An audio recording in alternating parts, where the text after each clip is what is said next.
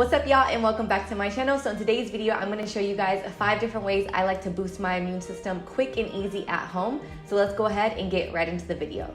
So the first way is using an elderberry syrup. Elderberry syrup can be found at like CVS, Walgreens, Rite Aid, Whole Foods, Trader Joe's. And the elderberry herb binds with the H1N1 flu virus and blocks it from entering the cells. It's used to treat colds, flus, and allergies to remove the mucus from the respiratory system.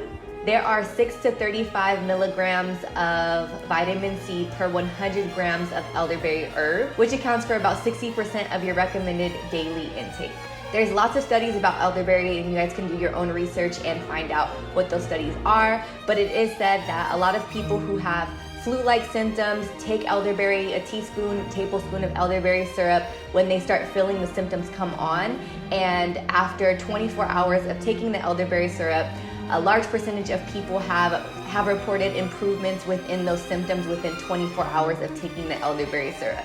Just 1 cup of elderberry contains 870 milligrams of vitamin A, 406 milligrams of potassium, 52.2 milligrams of vitamin C, 9 milligrams of folate, 55 milligrams of calcium, and 2.32 milligrams of iron. So the way that I incorporate elderberry in my routine is I'll grab a spoonful of my elderberry syrup that I made, and then I'll take it in the morning. You do want to be careful because it is packed with vitamin C, and for me personally, it does give me a lot of energy. So I prefer to take it in the earlier part of the day because I don't want to stay up all night. I do have a full recipe and an in-depth process of how I like to make my own elderberry syrup at home, and I will go ahead and link the video down below in the description box.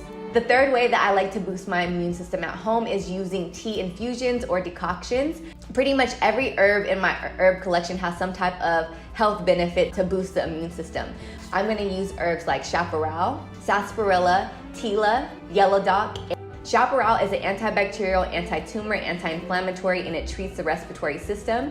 But with chaparral, you have to use this for a very short period of time. A lot of these herbs are super powerful, and if you do have other health issues, it can actually trigger something that can be potentially harmful to your body.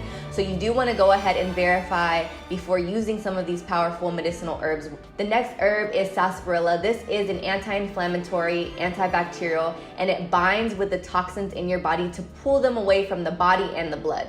Tila is an antioxidant and an anti-inflammatory, and it has been used in traditional medicine to support the immune system. It's also great for stress, for anxiety, and also for sleeping at night. So in this time, if you are suffering from any type of anxiety, any type of nervousness, things of that nature, Tila is a really good relaxing herb.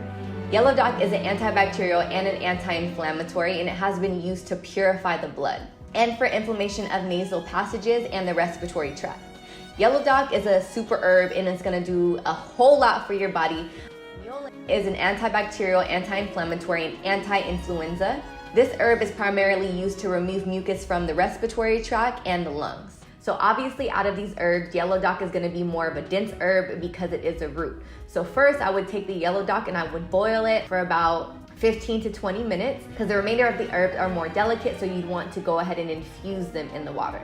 I have a more detailed video about diffusions and decoctions, and I will go ahead and link that down below in the description box so that you guys can go ahead and get a deeper dive into what that actually means. Basically, certain herbs can only be cooked, heated, boiled, simmered at a certain temperature.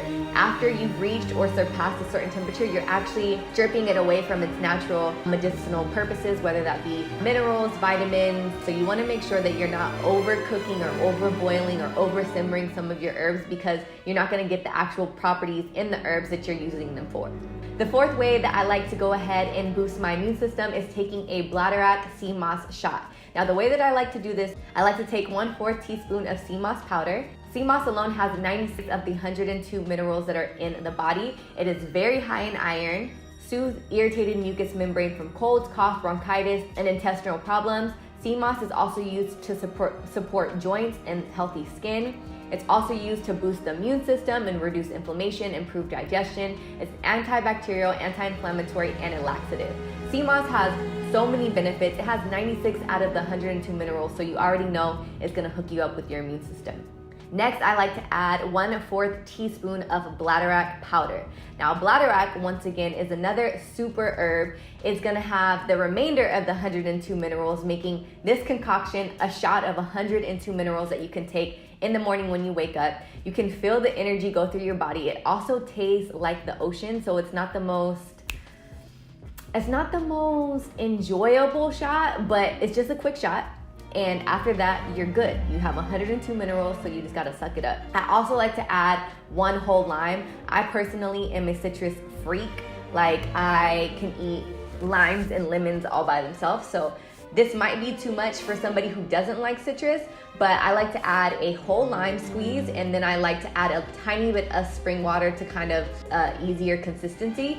I also sometimes do it just with lime. It just kind of depends. But for those of you guys who don't like citrus, using a larger amount of spring water is probably gonna be better for you. But I will say that the lime does help drown out the ocean sea flavor of the sea moss and bladderwrack, just my personal opinion. But bladderwrack is great because it's a high source of iodine. It treats iodine deficiency, and it treats underactive or oversized thyroid. It's rich in calcium, magnesium, potassium, and it can also help with weight loss. One 580 milligram supplement contains 155% of the iodine recommended daily value. It's also anti-candida, antibacterial, and an anti-tumor.